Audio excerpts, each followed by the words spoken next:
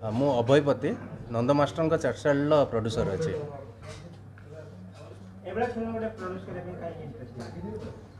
ଦେଖନ୍ତୁ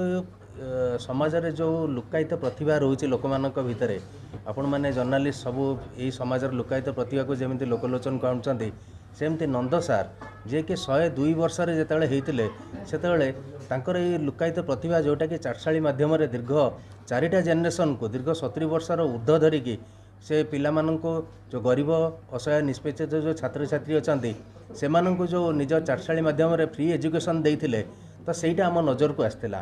ଏବଂ ତା ଉପରେ ଆମେ ଯେତେବେଳେ ଗବେଷଣା କଲୁ ଏବଂ ବିଭିନ୍ନ ନ୍ୟୁଜ୍ ମଧ୍ୟ ହେଲା, ତାପରେ ଓଡ଼ିଶା ସରକାର ଏବଂ ଭାରତ ସରକାର ତାଙ୍କୁ ପଦ୍ମଶ୍ରୀ ଆୱାର୍ଡ଼ରେ ସମ୍ମାନିତ କଲା। ଏବଂ ଏହି ପଦ୍ମଶ୍ରୀ ଆୱାର୍ଡ଼ କେବଳ ସେ ଶିକ୍ଷାଦାନ ପାଇଁ ତାଙ୍କର ଯେଉଁ ଫ୍ରି ଏଜୁକେସନ୍ ପାଇଁ ପାଇଥିଲେ। ତେଣୁ ତାକୁ ପର୍ଯ୍ୟବେସିତ କରିକି ଆମେ ଚିନ୍ତା କଲୁ ଯେମିତି ସେଇ ଯେଉଁ ତାଙ୍କର ଲୁକାୟିତ ପ୍ରତିଭାଟାକୁ ଯେମିତି ଇଣ୍ଟରନ୍ୟାସନାଲ୍ ଲେଭେଲକୁ ମଧ୍ୟ ନେବା ପାଇଁ।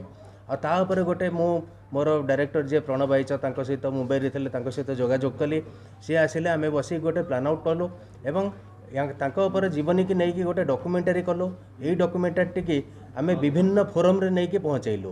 ଏବଂ ଯାହାକି ଗୋଆ ଇଣ୍ଟରନ୍ୟାସନାଲ୍ ଫିଲ୍ମ ଫେଷ୍ଟିଭାଲରେ ମଧ୍ୟ ତାକୁ ପ୍ରଦର୍ଶିତ କରିଥିଲୁ, କୋଲକାତା ଇଣ୍ଟରନ୍ୟାସନାଲ୍ ଫିଲ୍ମ ଫେଷ୍ଟିଭାଲରେ ପ୍ରଦର୍ଶିତ କରିଥିଲୁ। ନେଟପ୍ୟାକ୍ ଆୱାର୍ଡ଼ ପାଇଁ ମଧ୍ୟ ସେଇଟା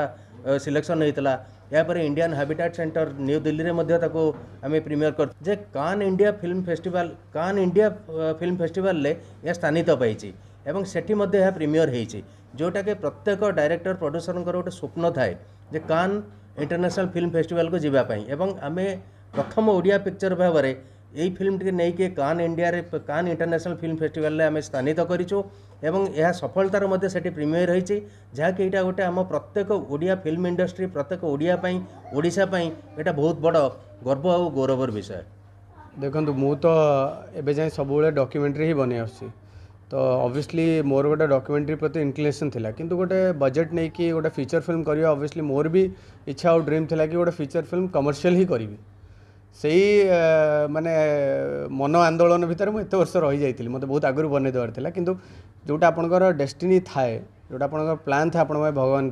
सेटा ही हुए तो से प्लानटा अभय सर थ्रू मो पाक आसला मत एमती गोटे स्टोरी मुझे पार नाला जोटा कि मुझे सीरीयस इंस्पिरेशन मत मिल तो नंद सर को कहानी गोटे एत बड़ इंस्पिरेशन थिला कि first of all Nand sir को तो मना करवा मोर क्षमतार बाहर थिला तो जो नंद सर को स्टोरीटी मो पाक आसला अभय सर थ्रू रे तो मु तो सांगे सांगे मत हाँ कह पड़ा तापर आम डिस्कस भी करूँ कि आम डॉक्यूमेंट्री करवा कि फिक्शन करवा एक्टर्स यूज करके स्टोरीटा को ही तो किंतु आम दुई जन यही डिस्कसन पर आम टीम सहित डिस्कसन पर कनक्लूजन पहुँचलु कि फिक्शन रे आम एक्टर मानक नियंती जो माने गोटे रियल हीरो को अनुकरण करने को चेष्टा करती तार अभिनय करने को चेष्टा करतु आम पाखे जो रियल हीरोटी सामने अच्छी तेल आम गोटे एक्टर को कहीं एत प्रेफरेन्स देवा मुझे कहूनी कि एक्टर को प्रेफरेन्स देवा खराब किंतु जिते आम पाखे रियल नंद सार बंची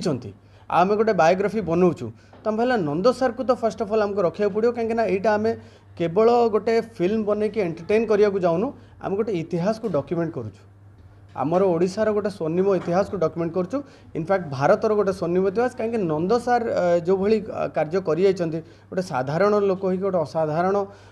जर्नी तांकर तो ताकू कैप्चर करने मत आउ कहीं देखागले नंद सार से कैपेसिटी प्लस आउ गोटे जिन जो इंटरेस्टिंग आमको जना पड़ा कि नंद सार गोटे इतिहास से गोटे एक्टर थे मुझे तो नंद सार एव्री एक्सप्रेशन एव्री डायलॉग एमती भी मास्टरपीस हम तेल आम आउ गोटे एक्टर कहीं खोजू तो आम रियल जीवनी को रियल जेहेतु आम तापर आमर भारतर परंपरा हूँ नो सत्यर कहानी रियल स्टोरी परंपरा आमर जी आप देखो पुराण राम जगह एक्टर थोड़ी रखा जाए एक्चुअल रामर ही कहानी रामायण में लिखाई तो आम चाहूँ कि गोटे रियल माने मोर से गोटे इच्छा था पर्सनल एज ए